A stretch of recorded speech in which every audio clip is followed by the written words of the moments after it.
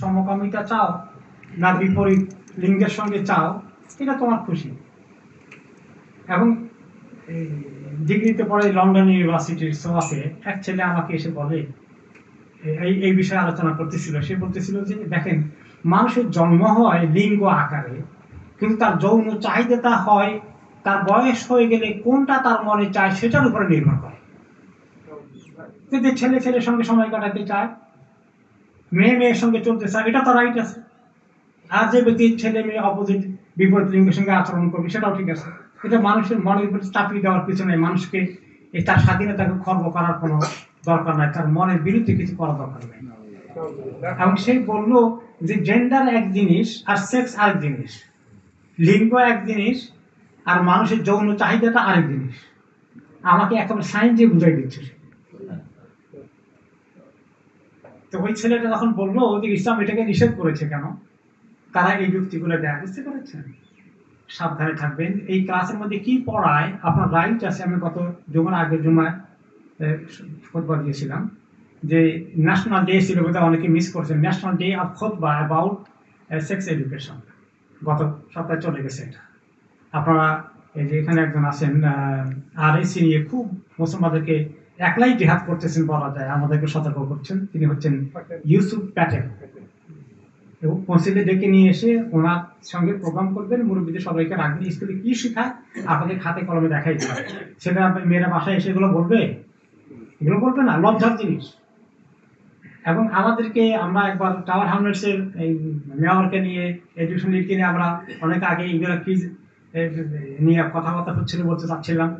মানে কি বলবো, দেখেন কি কি শিখায় আমাদেরকে দেখাচ্ছে। তার মধ্যে একটা হলো যে বাচ্চাকে নিয়ে এসে জন্মের পরে মানে একটা বাচ্চা ছেলে একটা বাচ্চা মেয়ে একদম ল্যাংটা করে এগুলো তাদের অঙ্গ দেখাচ্ছে, যে এইটা হলো ছেলে এইটা হলো মেয়ে। দেখেন এইটা বুঝে আমাদেরকে এভাবে হাতে কলমে দেখাইতে হবে। মানে কি যে চিন্তা এদের মাথায় আছে, মানে এগুলো হলো হায়া সরব উঠাই দেওয়ার বুদ্ধি। লজ্জা সরম আগে উঠাই দাও, তারপরে যেগুলো যেদিকে নিতে চাও নিতে পারবা। তো এরকম করে অনেক কিছু। তো ওই ছেলে এই লাইনে প্রশ্ন করলো আমাকে যে এটা তো একটা মানুষের নিজের চাহিদা, এটা তো তার রাইট দেওয়া উচিত, তার উপর জোর করে একটা চাপাই দিবেন কারণ, মানে এই লাইনে তার কথা আর কি। দ্বিতীয় ছেলেটা প্রশ্ন করলো যে আল্লাহর অস্তিত্ব সম্পর্কে বিজ্ঞানে কিচ্ছু প্রমাণিত হয় না, তাকে এমন ভাবে বুঝিয়েছে। এরপরে সুইন্টন থেকে মা বাবা দুইজন আসছেন, বাচ্চাকে এ লেভেলে দিয়েছেন, বললেন যে এই বাচ্চা এই জিসিএসি পর্যন্ত আমাদের ঘরে মাশাআল্লাহ 5 ওয়াক্ত নামাজ, কোনো রোজা মিস করে নাই, এরপরে তারাবি মিস করেনি, কোরআন খতম মিস করেনি। গত 1 বছর আগে এই লেভেলে গেছে, এখন থেকে সে একদম ছেড়ে দিয়েছে। বলে যে মা, এই যে তোমরা যেগুলো বিশ্বাস করো এগুলোর কোনো ভিত্তি নাই, নামাজও পড়ে না, রোজাও পড়ে না, রাখে না, কিছুই করে না, নিয়ে আসছে।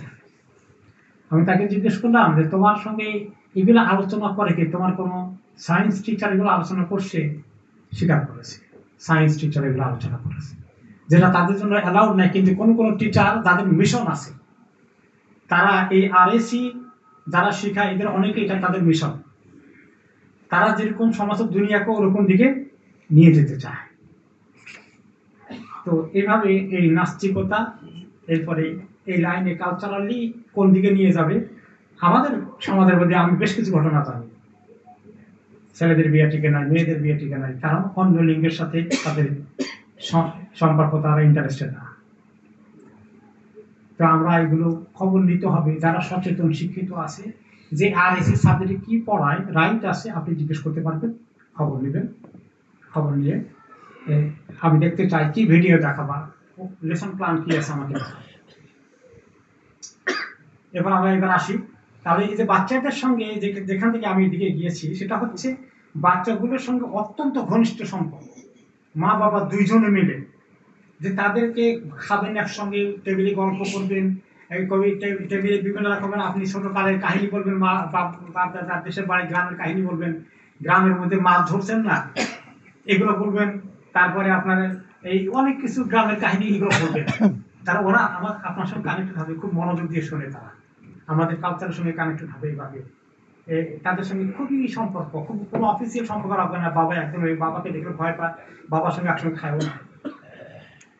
তো এটা কি ভালো জিনিস? একসঙ্গে খাবেন, খুব গল্প করবেন, আপনি কিছু চুটকি বলবেন, কিছু তাদের ফান করবেন, তাদের কথা শুনবেন, তারা যেন অ্যাক্সেস পায়। এগুলোর মাধ্যমে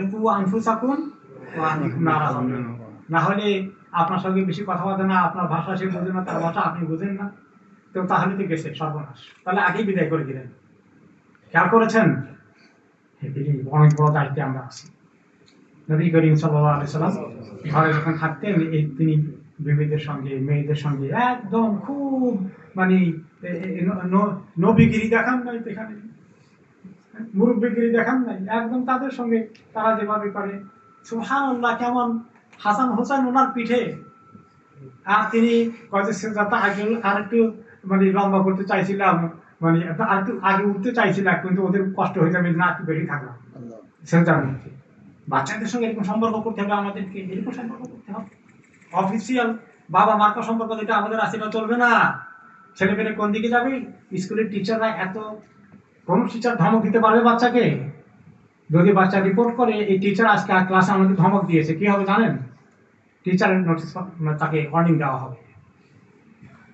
তো আমি যদি ধমক দিয়ে উল্টো পাল্টা অনেক কিছু করে, তার দুদিনে মারামারি করেছে, ইত্যাদি করেছে, আমরা কিন্তু খুব নম্রতার সাথে ডিল করতে হবে এগুলো। আমি কেন এই আগে নম্রতার কথা বলেছি? আমাদের গরম মেজাজ কোনো কাজে লাগবে না, অনেক ক্ষতি করবে আমাদের।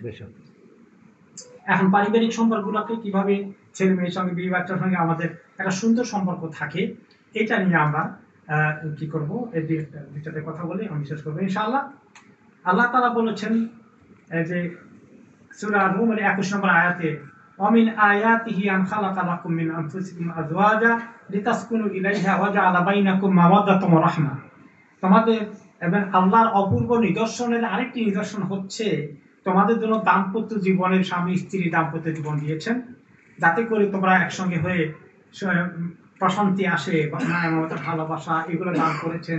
একে অপরের প্রতি খুব দয়া মায়া এগুলো দিয়ে তোমরা যে এনজয় করো লাইফটা, কত সুন্দর পারিবারিক জিন্দেগি, এটা আল্লাহ তাআলা একটি অপূর্ব নিদর্শন। এখন এখানে মহিলারা আসেন উপরে, মানে আজকে মহিলারা আসেন, অনলাইনে আসেন, যাই হোক। তো এখন এই আমাদের দাম্পত্য জীবনে উভয় স্বামী স্ত্রী একে অপরকে একটা সুন্দর সাংসারিক সম্পর্ক থাকবে, মায়া মমতার সম্পর্ক, যেখানে মানে আমরা দুইজনে মিলে ছেলে মেয়েগুলোকে মানুষ করব। এবং এই জন্য ঝগড়া ফাসাদ বেশি করা যাবে নাকি কম করতে হবে? না করলে কেমন হয়? তো এটা কিভাবে আমরা তো জানি, আমরা তো মানে ফেরেশতা নিয়ে বসবাস করি না, আমরাও ফেরেশতা না। কিছু উল্টা পাল্টা হয়ে যায়, কিছু মেজাজ খারাপ হয়ে যায়। নবী করিম সাল্লাল্লাহু আলাইহি ওয়াসাল্লাম কিছু কিছু খারাপ হয়েছে, নবী করিম সাল্লাল্লাহু আলাইহি ওয়াসাল্লাম কিছু অসুবিধা হয়েছে, টুকটাক হয়েছে। তো নবী করিম সাল্লাল্লাহু আলাইহি ওয়াসাল্লাম ওনার বিবিদের সঙ্গে কিভাবে ডিল করেছেন, সেখান থেকে আমরা দেখি যে তিনি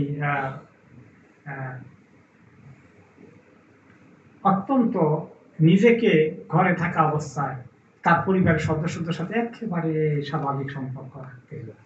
মা আয়েশা বলে, জিজ্ঞাসা করা হয়েছে উনি কি করেন ঘরে, যদি কোনো জরুরি কাজ না থাকে, জরুরি কাজ না থাকলে কিচেনে গিয়ে আমাদেরকে কুটা কাটাতে হেল্প করেন, আর যেই না আমাদের রক্ত হয় একদম দৌড় দেন, তখন জন্য আমাদেরকে চিনে নিই না।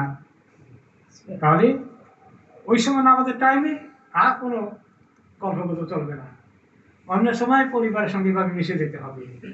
হ্যাঁ, অফিসিয়াল সম্পর্ক রাখার কোনো সুযোগ নাই। এরপরে তিনি বিবিরা মাঝে মধ্যে তো একটু উল্টাপাল্টা হবে, কিছু কিছু করবে, মহিলাদেরকে না সাথে আঁকলে দিন বলছেন না, তিনি মহিলাদের মানে সত্যি হাদিসের কথা, এখানে মহিলারা এটাকে অফেন্ডেড যদি হয়ে যায় তাহলে তো ঠিক না, যে তাদের আকল বুদ্ধি কিছুটা পুরুষের তুলনায় কম, না সাথে আকল দিন দিনেরও কিছু কমছে।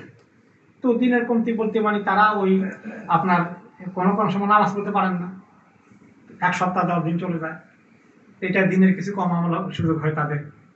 আর রোজার সময় রমাদানে তারা রোজা রাখতে পারেন না, ওই দিন শেষে গেলে। তো এই সমস্ত কারণে বলা হয়েছে আর কি, যে কিন্তু তাদের সঙ্গে তিনি কিভাবে ডিল করেছেন। একবার হলো যে ওনার কাছে যখন তিনি আয়েশা রাদিয়াল্লাহু আনহা ঘরে ছিলেন, আনাস রাদিয়াল্লাহু আনহু যিনি ওনার খাদেম, উনি তো ওনার ঘরে থাকতেন 10 বছরের ছেলে।